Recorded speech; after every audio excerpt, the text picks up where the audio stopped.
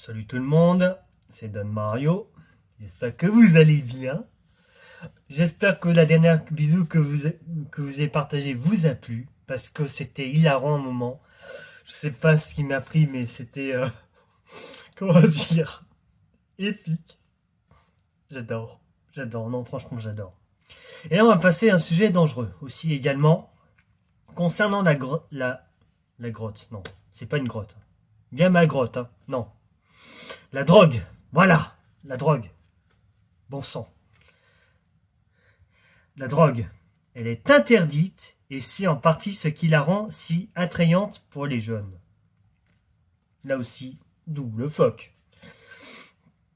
Ses autres intérêts sont de détendre, libérer du stress forcément, déshabiller et voilà, pareil, et faire comme les autres.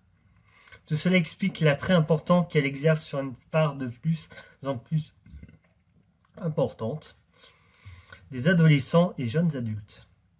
Le meilleur moyen de dissuader un adolescent de recourir à ces substances illicites, le fameux joint, pour commencer, n'est pas de lui parler des dangers ou de la loi, mais surtout de lui dire qu'il existe des tests salivaires urinaires qui permettent de détecter une consommation de drogue, voire abusif, y compris si elle date de plusieurs heures ou plusieurs jours. Lui dire que vous détenez un test en vente sur internet ou en pharmacie, peu importe, et qu'au moindre doute, vous n'hésiterez pas à l'utiliser. Le doute est facile à avoir et le jeune doit savoir que vous savez comment repérer une consommation de cannabis. Le regard est particulier. Par exemple, un mec qui peut vous regarder de travers, mais bon, ça c'est un autre sujet. Avec des pupilles plus larges et un air plus ou moins hébété. Ne pas oublier aussi de redire que la consommation fréquente de cannabis détruit le cerveau. Et oui, c'est comme la cigarette, ça pardonne pas. Voilà. Bref. Des études ont montré qu'une baisse du QI important chez les consommateurs réguliers. Je vous plains. Les mecs, je vous plains. Je sais qu'ils vont se reconnaître, mais je vous plains. Ce qui ne veut pas dire qu'une consommation très occasionnelle est sans conséquence. De plus, chez certaines personnes plus sensibles, le cannabis peut déclencher des symptômes de type schizophrénique, plus persistants, voire la survenue d'une schizophrénie qui perturbera toute la vie du malade. Donc une schizophrénie aiguë, quoi, quasiment. En ce qui concerne les autres drogues, leurs effets sont bien pires. Avec en prime une dépendance tenace. Un peu comme ça, la cigarette. Bon, ok, bon, faut que j'arrête parce que... je sens que je vais m'amuser. Mon Dieu. Là, je pense que si il y a des ados qui regardent ça, mais ils doivent être morts de rire, je pense. Mais complet, quoi. Mon Dieu. Le sexe. Ah, mon Dieu, ça y est, ça vient. Mais on va en parler. Mon Dieu, le dérive. Le sexe peut être dangereux, surtout pour un ado. Et oui, je ne parle pas seulement des risques de grossesse et de transmission de maladies graves. Non, ça sert à rien du tout, ça. C'est même chez les adultes, ça. Mais de violence. Il faut prévenir les jeunes que certaines personnes sont malades et ont des comportements bizarres, voire des comportements sexuels déviants et dangereux.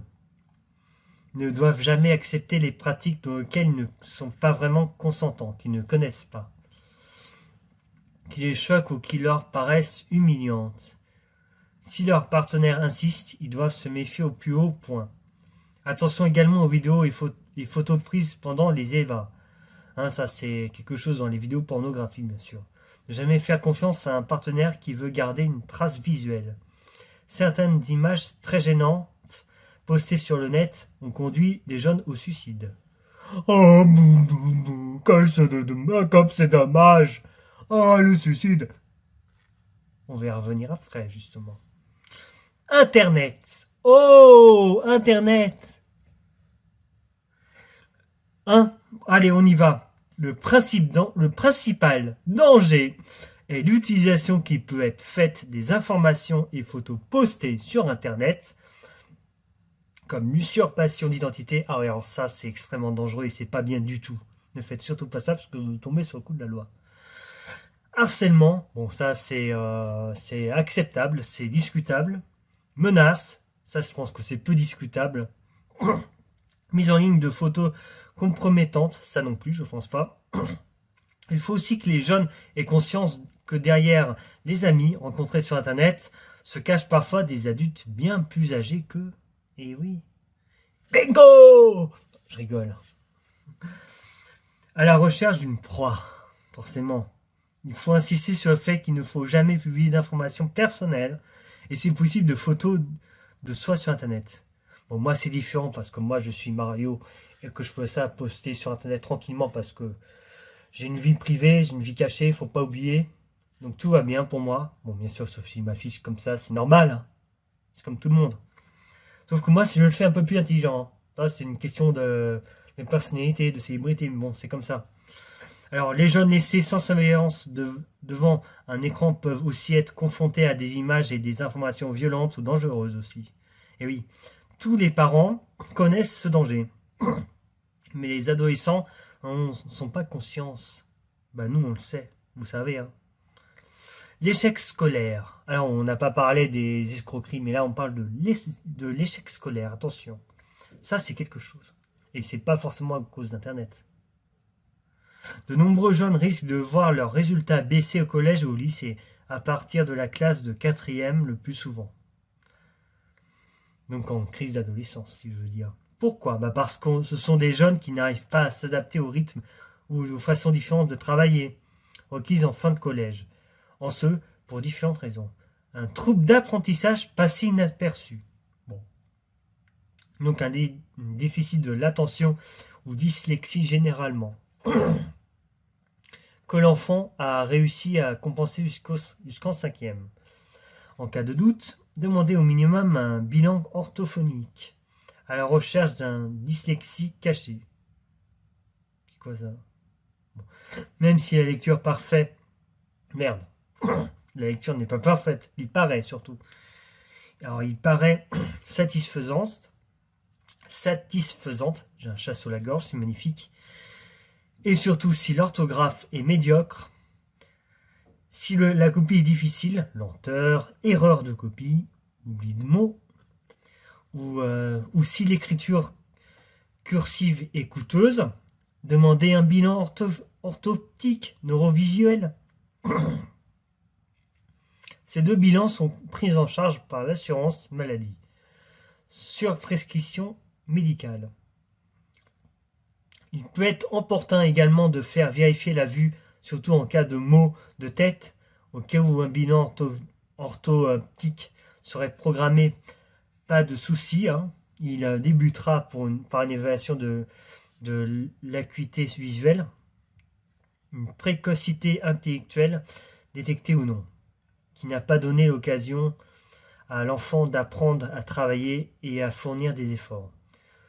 Se sentant moins à l'aise avec des résultats en baisse. Beaucoup d'élèves à haut potentiel se découragent. Oui. Il ne faut pas oublier. Il faut que j'arrête de rire. Parce que je viens de penser, vous êtes connu qu'anonyme, c'est un truc de fou. Faut vraiment que j'arrête de rire, mon Dieu, quelle horreur. Mon Dieu, la dernière vidéo m'a fait... Putain, elle m'a fait un choc, c'est un truc de fou, mais c'est un bref. Il ne faut pas oublier qu'ils ont peu confiance en leurs capacités, car ils n'ont pas appris à être en difficulté. Le moindre obstacle leur fait penser qu'ils ne sont pas capables de réussir. Il est très important d'expliquer et répéter souvent à l'enfant, puis à l'adolescent, qui a toujours été très bons élèves, que s'il se sent en difficulté, faut vraiment que j'arrête de penser à ça, c'est hallucinant, quoi. Je suis sûr que ça vous allez l'avoir dans votre tête également. Bon, ce n'est pas parce qu'il est incompétent, mais trop peu habitué à se creuser la tête. Non, mais je sais pas, les adolescents, ça me fait penser au Kikou LOL, je sais plus quoi, mais c'est un truc de malade, quoi. L'échec scolaire peut aussi être le symptôme d'une manque de motivation. Il faut alors chercher avec l'adolescent pourquoi il n'a plus envie de travailler. J'ai déjà cité le manque d'assurance et trouble d'apprentissage. Il peut y avoir d'autres causes. Manque de projet professionnel, état dépressif, difficultés relationnelles. Devant un élève en difficulté ou en décrochage scolaire, il faut avant tout chercher à comprendre ce qui lui arrive. Pourquoi je me gratte le cou? Enfin, je m'en bats les couilles. C'est pas le cou, ça? Si. Dans les établissements scolaires ou directement au CIO, les conseillers d'orientation psychologique testent les élèves et fournissent des informations sur les filières et métiers compatibles avec leur profil d'apprentissage. Capacité intellectuelle et attentionnelle, troubles d'apprentissage. Une rencontre avec les professeurs, notamment le professeur principal, est l'une des premières choses à faire en cas de chute de résultats avérés. L'échec scolaire peut être imputable également à une addiction aux jeux vidéo ou en ligne. Ouais, de toute façon, c'est la même chose. Aux jeux vidéo en ligne même. Pareil. Sur lequel certains adolescents passent énormément de temps, y compris la nuit. Genre World of Warcraft, League of Legends, Candy Crush, Clash Royale, Fortnite, hein, tous ces jeux, tout ça là. Truc de fou, hein. Ou même Minecraft d'ailleurs. Mais bon, Minecraft c'est autre chose.